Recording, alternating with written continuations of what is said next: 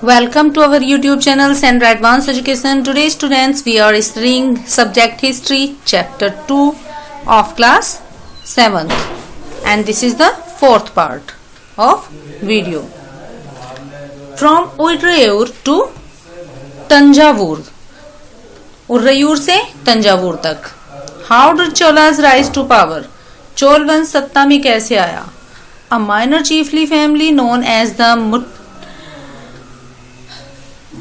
Mutriyar held power in the Kaveri Delta. और Kaveri delta में मुट्रियार नाम से प्रसिद्ध एक छोटे से मुखिया परिवार की सत्ता थी. They were subordinate to Pallava kings of Kanchipuram और वे कांचीपुरम के पल्लव राजाओं के महातत्व थे.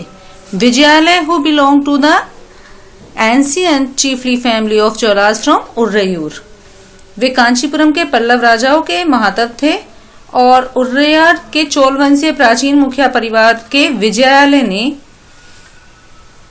Captured the delta from Muttaraiyar in the middle of the 9th century. और उर्रैयार के चोल वंशीय प्राचीन मुखिया परिवार के विजयालय ने 9वीं सदी के मध्य मुट्रियारों को हराकर इस डेल्टा पर कब्जा जमाया था. He built the town Tanjavur and a temple for goddess Nishumbhasudini there. और उसने वहां तंजावुर शहर और निशुंभ सूदनी देवी का मंदिर बनाया. The successor of Vijayalaya conquered neighboring region and the kingdom grew in size and power. Vijayalaya के उत्तराधिकारियों ने पड़ोसी इलाकों को जीता और उसका राज्य अपने क्षेत्रफल और शक्ति दोनों रूपों में बढ़ता चला गया. The Pandyan and the Pallav territories to the south and north were made part of this kingdom. दक्षिण और उत्तर के पांड्यन और पल्लव के इलाके इस राज्य का हिस्सा बना लिए गए.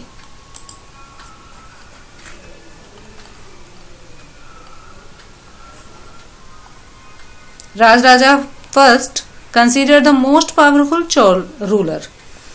और राजराजा प्रथम जो सबसे शक्तिशाली चोल शासक माना जाता था बिकेम किंग इन 985 और 1985 में वो राजा बना था and expanded control over most of this areas. उसने इन क्षेत्रों पर अपना विशेष अधिकार जमा लिया था. He also recognised the administration of the empire और उसका नियंत्रण पूरे उस पर हो गया था और उसे ज्यादातर क्षेत्रों पर नियंत्रण करने की वजह से साम्राज्य के प्रशासन का पुनर्गठन भी उसने किया था.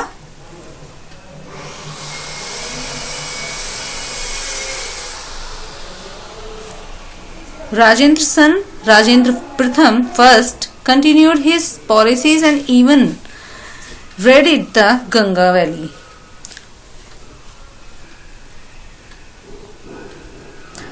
राजराज के पुत्र राजेंद्र प्रथम ने उसकी नीतियों को जारी रखा और गंगा घाटी में Sri Lanka and countries of south east Asia developing a navy for this expedition.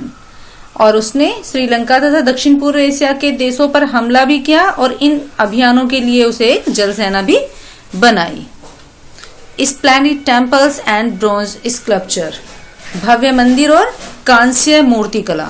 The big temples of Thanjavur and Gangaikonda Cholapuram built by Rajendra and Rajendra are architectural and sculpture marvels. Rajaraja और राजेंद्र प्रथम द्वारा बनाए गए तंजावुर और गंगईकोंड चोलपुरम के बड़े मंदिर स्थापत्य और मूर्ति कला की दृष्टि से चमत्कार हैं. Chol temples often become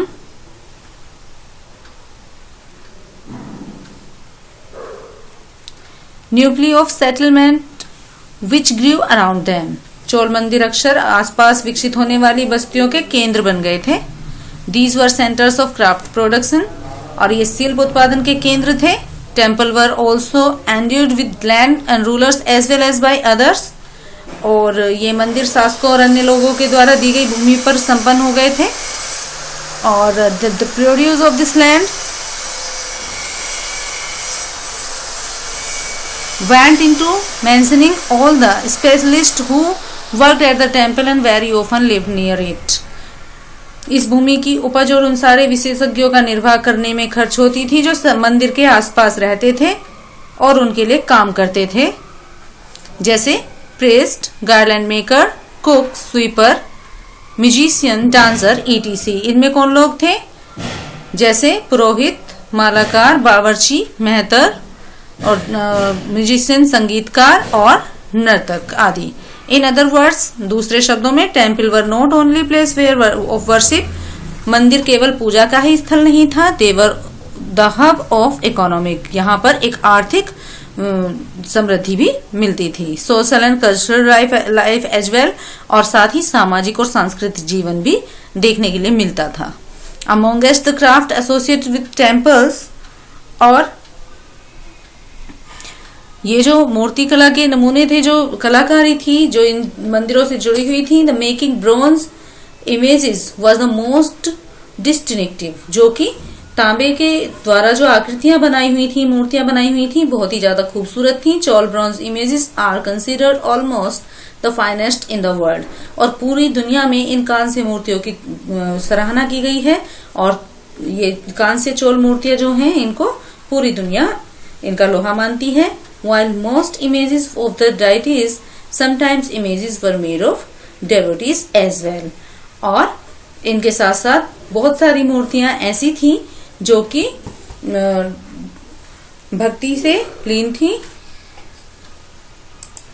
ज्यादातर प्रतिमाएं तो देवी देवताओं की ही होती थी, लेकिन कुछ प्रतिमाएं भक्तों की भी बनाई जाती थी। ओके, एग्रीकल्चर एंड इरिगेशन, कृषि और सिंचाई। Many of achievement of the Cholas were made possible through new development in agriculture, Chola की कई उपलब्धियां कृषि में हुए नए विकास के माध्यम से भी संभव हुई। लुक एट मैप 2 अगेन, फिर से आप मैप 2 पर देखिए। Notice that the river Kaveri branches of into several small channel before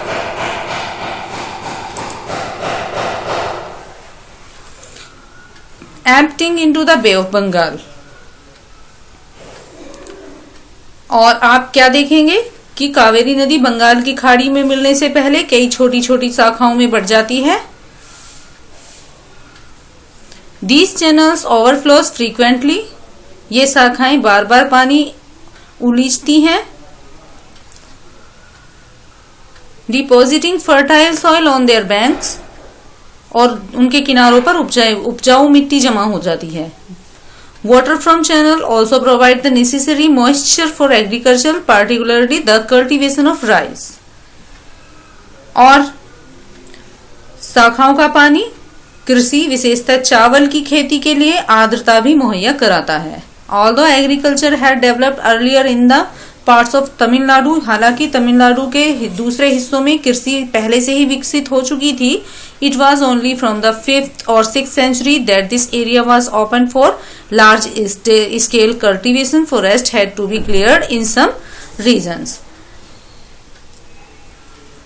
पर 5वीं और 6ठी सदी में आकर ही इस इलाके में बड़े पैमाने पर खेती शुरू हो गई, और कुछ इलाकों में जंगलों को साफ किया जाता था और कुछ दूसरे इलाकों में भी खेती की जाती थी, साफ सफाई वहां की जमीन की करके खेती की जाती थी। Land had to be levelled in other areas, और दूसरे क्षेत्रों में भी कई जगहों पर फसलों की सिंचाई कृत्रिम रूप से करना जरूरी था।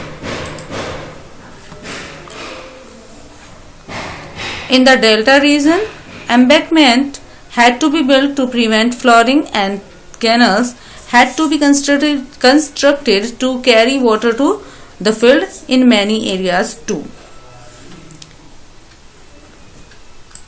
डेल्टा क्षेत्र में तटबंध भी बनाए गए जिससे कि बाढ़ का पानी रोका जा सके, एंड कैनल्स और धाराएं, छोटी छोटी नदियां निकाली गई, और constructed to carry water to fill, जिससे कि खेतों तक पानी पहुंचाया जा सके, इन मैनी एरियाज टू, और बहुत सारे क्षेत्रों में। In many cases it was necessary to water crop artificially, कई जगहों पर फसलों की सिंचाई कृत्रिम रूप से करना जरूरी था। A variety of method were used for irrigation, और सिंचाई की कई पद्धतियां अपनाई गई। इन सम एरियाज वेल वर्डक और कुछ क्षेत्रों में कुएं भी खोदे गए। इन अदर प्लेसेस दूसरी जगहों पर huge tank were constructed to collect rain water, बहुत बड़े बड़े टैंक खोदे गए जिनसे कि वर्षा का पानी एकत्रित किया जा सके, जमा किया जा सके। Remember that irrigation works require planning, organizing labor and resources, mentioning these works and deciding on how water is to be shared. स्मरण रहे कि सिंचाई के काम की योजना में जरूरत होती है जैसे श्रम और संसाधनों को व्यवस्थित करना, इन कामों की देखरेख करना और यह तय करना कि पानी का बंटवारा कैसे किया जाए। Most of the new rulers as well as people living in the villages took an active interest in these activities. ज्यादातर नए शासकों ने साथ ही साथ गांवों में रहने वाले लोगों ने भी इन गतिविधियों में सक्रिय रूप से दिलचस्पी दिखाई।